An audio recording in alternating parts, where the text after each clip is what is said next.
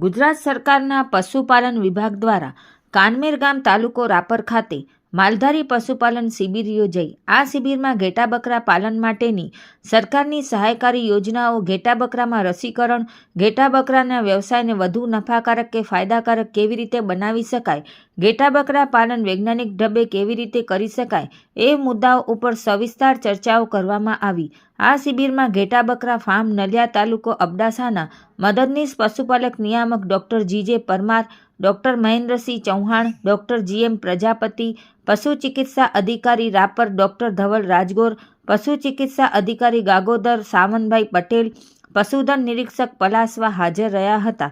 આ શિબિરના સફળ આયોજન માટે કાનમેરના સરપંચ રામસિંહ ભાટી દ્વારા ખૂબ જ જહેમત ઉઠાવવામાં આવી હતી। રિપોર્ટ ભારતી માખીજાણી, કાનમેર।